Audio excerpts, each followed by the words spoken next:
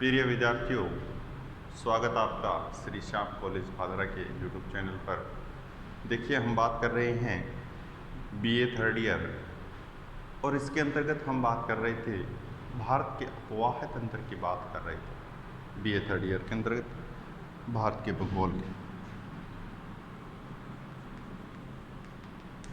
अपवाह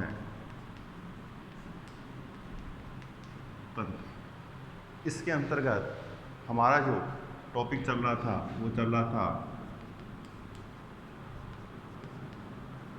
हिमालय अपवाह तंत्र का। और सबसे पहले हमने देखा सिंधु नदी तंत्र और फिर उसके बाद में हम बात कर रहे थे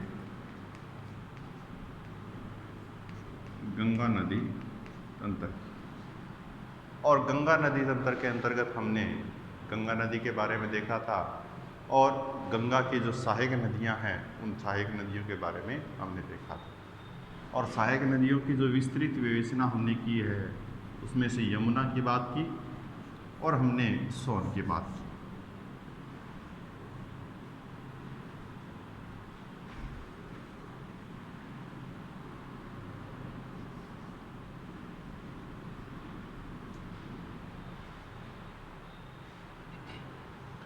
अब देखिए, गंगा की हमने बात की थी किस प्रकार से ये बंगाल की खाड़ी में विसर्जित हो जाती है। इसके अंतर्गत हमने देखा था एक नदी ये थी यमुना और दूसरी थी सोन। दाएं किनारे पर हमने इन दोनों नदियों के बारे में देखा था, यमुना और सोन की। अब देखिए, एक तीसरे नदी की बात कर रहे हैं,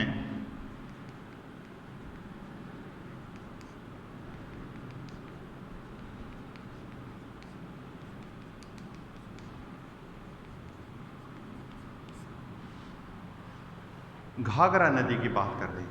तो घाघरा जो नदी है वो बाएं किनारे की नदी है और ये नदी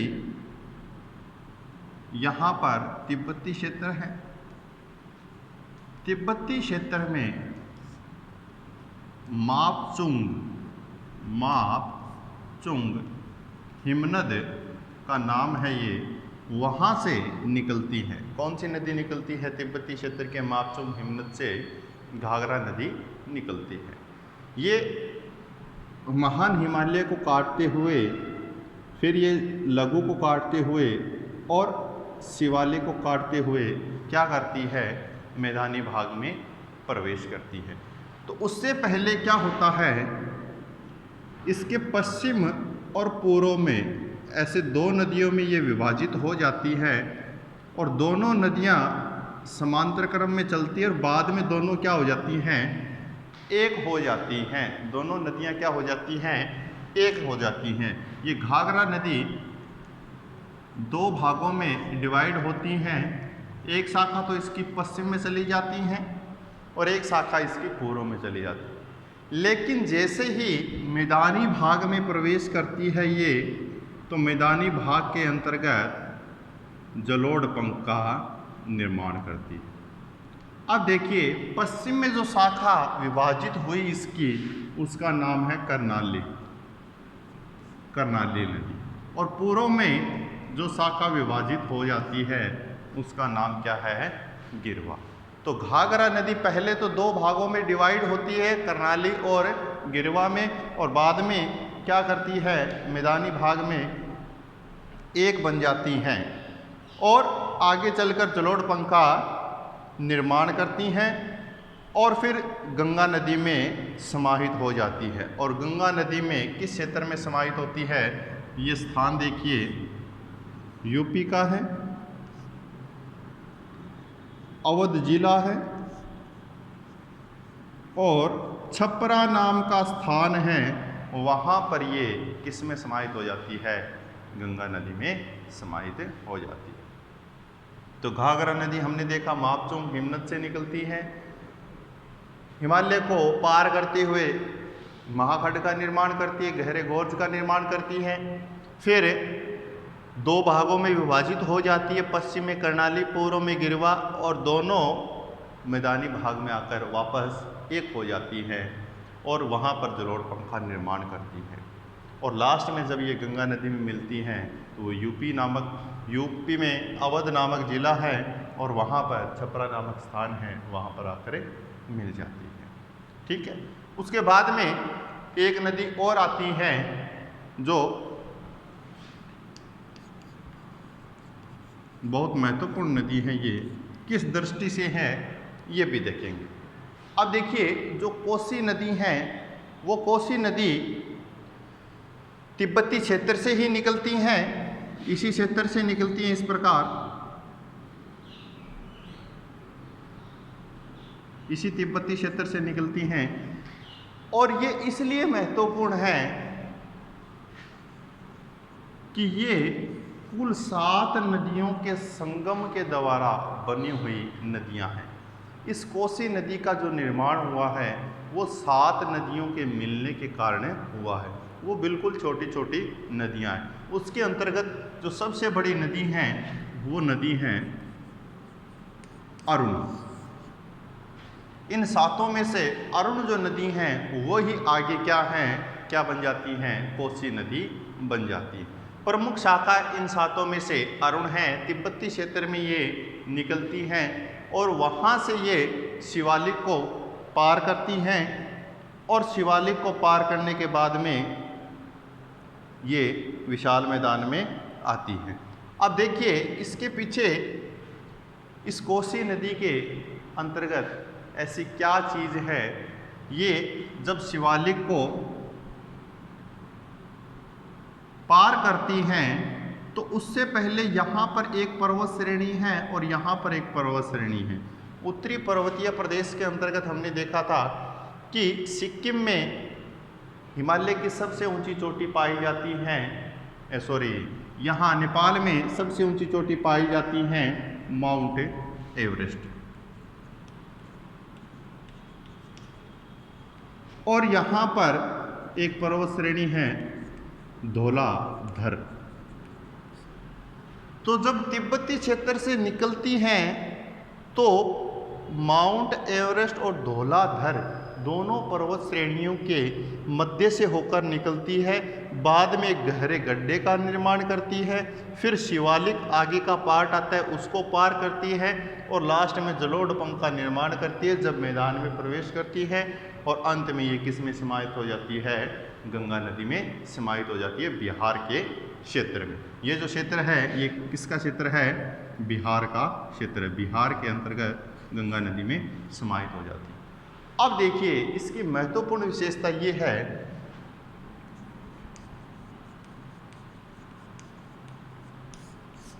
कि कोसी नदी जो जानी जाती है वो जलाप्लावल और मार्ग परिवर्तन, जल प्लावन और मार्ग परिवर्तन के अंतर्गत कोसी नदी का महत्वपूर्ण स्थान है माना जाता है। कैसे? एक तो क्या होती है, पर्वतीय क्षेत्रों से निकलती हैं और जब गंगा नदी में मिलती हैं तो इसका क्षेत्र बिल्कुल छोटा होता है, मैदानी भाग का। ये डायरेक्ट क्या हो जाती हैं, गंगा नदी में मिलना चाहती है, लेकिन जल का वेग क्या होता है, अधिक होता है और जल की मात्रा भी क्या होती है, अधिक होती है।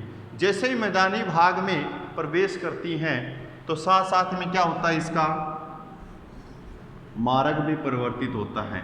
उस जल प्लावन के कारण और मार्ग परिवर्तन के कारण ये क्या उत्पन्न कर देती हैं, भयंकर बाढ़ उत्पन्न कर देती हैं। कोसी नदी जो है वो जल प्लावन और मार्ग परिवर्तन के कारण क्या उत्पन्न करती हैं, भयंकर बाढ़ उत्पन्न कर देती हैं और इसके कारण क्या होता है, जान और माल का नुकसान होता है। ये इसके लिए क्या है, कुख्यात हैं। क्या हैं, कुख्यात हैं। कोसी नदी को क्या कहते हैं, बिहार का शोक कहा जाता है। शोक शोरो मतलब दुख, दुख प्रकट करती हैं कौन सी नदी, कोसी नदी, क्योंकि ये क्या उत्पन्न कर रही है, भयंकर बाढ़ उत्पन्न कर रही है। एक होता है विख्यात, एक होता है कुख्यात। विख्यात तो होता है प्रसिद्ध, और कुख्यात क्या होता है, एक नेगेटिविटी का पॉइंट है, जैसे हम कह सकते हैं ये बदनाम होती है, किसके कारण, भयंकर बाढ़ के कारण। तो ये हमने देखा है गंगा नदी तंत्र के अंतर्गत। दो नदियां हमने दाएं भाग की बात की, दो नदियां हमने बाएं भाग की बात की, और जो मानचित्र आपको बताया गया था कि इसकी कौन कौन सी सहायक नदियां हैं, उसको आप अच्छी तरीके से याद करना है, किस साइड में किस प्रकार की नदी मिलती हैं, बाएं किनारे पे कौन सी है, दाएं किनारे पे कौन सी। अब ये गंगा नदी तंत्र आपका कंप्लीट हो गया। अब हम बात करेंगे इसी के अंतर्गत एक और नदी तंत्र है, ब्रह्मपुत्र नदी तंत्र, उसकी हम बात करेंगे।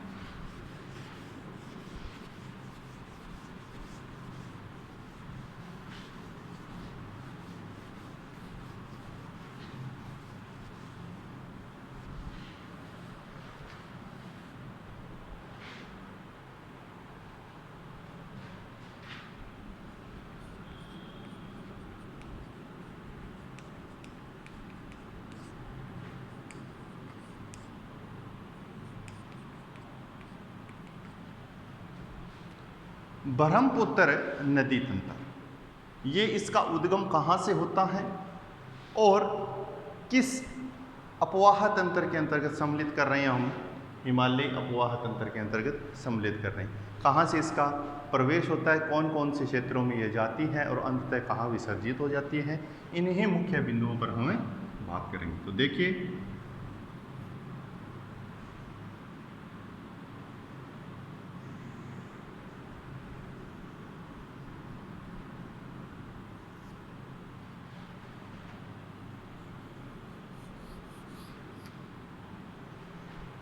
ये देखिए यहाँ पर एक स्थान है,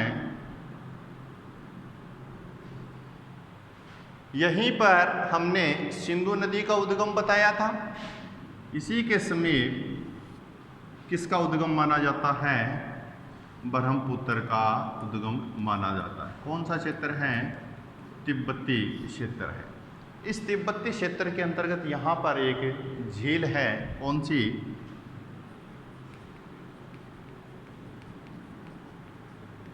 मानसरोवर झील। इस मानसरोवर झील में के नज़दीक एक हिमनद पाया जाता है।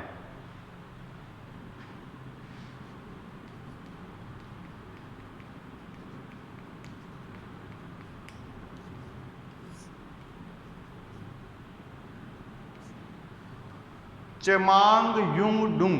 ये देखिए ऐसे ऐसे नाम हैं कि आपको बोलने में भी दिक्कत होती हैं, याद करना तो दूर की बात है। तो आप इसको 2-3 बार पढ़ोगे तो आपकी ज़बान पर ये रिपीट होने शुरू हो जाएंगे और अंततः आपको याद भी हो जाएंगे। जैसे हमने बात किया है मापचुंग हिमनद, जमांगयुंगडुंग हिमनद, इस प्रकार के बहुत सारे हिमनद हैं जो तिब्बती क्षेत्र के हैं, और ये चीनी नाम हैं, सारे के सारे तिब्बती नाम हैं। तो इनको याद जरूर करना है, लेकिन 1-2 बार प्रैक्टिस करोगे तो आपको याद भी हो जाएंगे। तो ब्रह्मपुत्र नदी का जो उद्गम माना जाता है वो तिब्बती क्षेत्र में मानसरोवर झील है, और वहाँ पर एक हिमनद है चेमांगयुंगडुंग, वहाँ इसका उद्गम माना जाता है। यहाँ से ये क्या करती है, इस प्रकार से तिब्बती क्षेत्र में बहते हुए जाती है। मतलब ये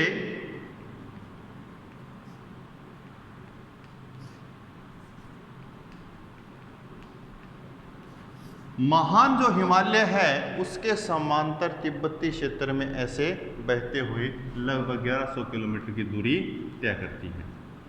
1100 किलोमीटर दूर बहने के बाद में ये यहाँ पर एक पर्वत श्रेणी है, हमने बात की थी नमचा बरवा, क्या है, नमचा बरवा। वहाँ से ये क्या कर जाती है, मुड़ जाती हैं। और ये जो क्षेत्र है जहाँ ये मुड़ रही है, ये किसका क्षेत्र है, अरुणाचल प्रदेश का क्षेत्र है। और यहाँ पर एक किसका निर्माण करती हैं, गहरे खड्डे का निर्माण करती हैं, जिसको गोर्ज कहते हैं। गहरे गोर्ज का निर्माण करती हैं और ये कहाँ प्रवेश कर जाती हैं, भारत में प्रवेश कर जाती हैं।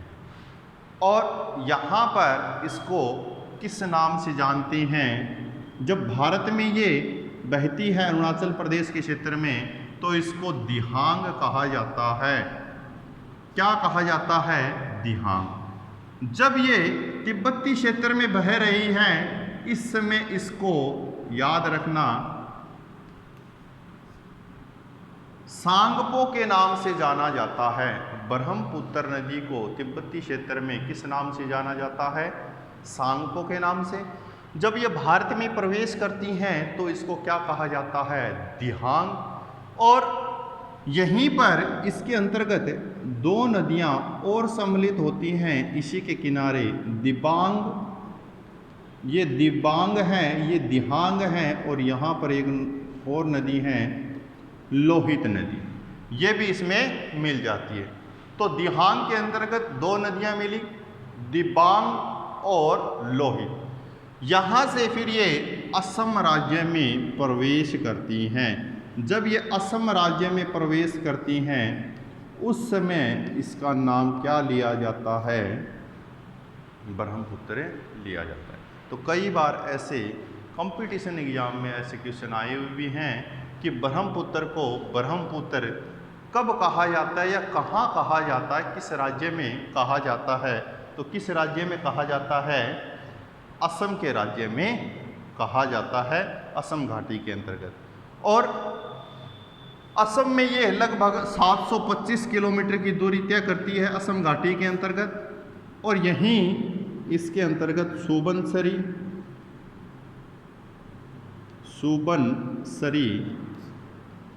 कामेंग, मानसी, ये सारी की सारी नदियाँ आकर मिल जाती हैं। ये सारी की सारी किसकी सहायक नदियाँ हैं, ब्रह्मपुत्र की हैं। इसके अलावा बूढ़ी, दिहांग, धनसरी, ये सारी की सारी नदियाँ इसकी सहायक नदियों के बारे में हैं। अब देखिए आगे, ये जब बांग्लादेश में प्रवेश करती हैं तो ये किस नाम से जानी जाती हैं, जमुना के नाम से।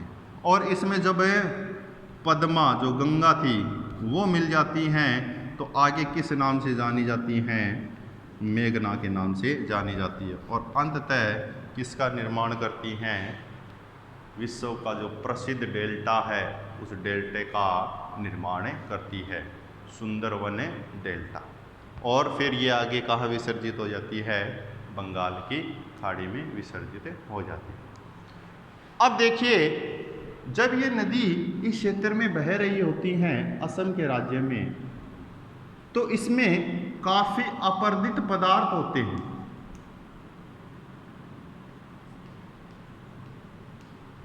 अपरदित पदार्थों की विशाल राशि होती है। क्यों? क्योंकि इसने इतनी लंबी दूरी तय की और इसके साथ में यहाँ पर फिर ये भारत में लंबी दूरी तय कर रही है। तो चलते चलते जल के साथ में जो अपरदित पदार्थ है वो क्या हो जाते हैं, बहुत ज़्यादा हो जाते हैं। और इसी के कारण ये अपरदित पदार्थ एक स्थान पर जमा हो जाते हैं, जिससे किसका निर्माण होता है, द्वीप का। और इस द्वीप का निर्माण किससे हुआ है, नदी के द्वारा। तो इसको बोलते हैं नदीय द्वीप। तो ब्रह्मपुत्र एक नदीय द्वीप का निर्माण करती हैं और वो नदीय द्वीप का नाम है माजुली द्वीप। माजुली द्वीप है वो कैसा द्वीप है, नदीय द्वीप है। ये कोई सागर महासागर की बात नहीं चल रही है, ये नदी के द्वारा बनाया द्वीप है जो माजुली द्वीप, नदीय द्वीप कहलाता है। ये ब्रह्मपुत्र नदी पर है। कुछ लोग इसको मानते हैं कि ये विश्व का सबसे बड़ा नदीय द्वीप है, लेकिन ऐसा नहीं है। दक्षिणी अमेरिका के अंदर मारोजी द्वीप है, वो नदीय द्वीप है वो भी, और वो सबसे बड़ा नदीय द्वीप माना जाता है। तो ये हमने तीन नदी तंत्रों की बात की है, सिंधु की, गंगा की और ब्रह्मपुत्र की, और तीनों की तीनों कहाँ पर हैं? हिमालयी अपवाह तंत्र के अंतर्गत सम्मिलित है। तो जो हमारा हिमालय अपवाह तंत्र था वो क्या हो गया है? कंप्लीट हो गया है। अब हम नेक्स्ट क्लास में बात करेंगे प्रायद्वीपीय अपवाह तंत्र की। तो आज के लिए इतना ही। Thank you very much. जय हिंद, जय भारत।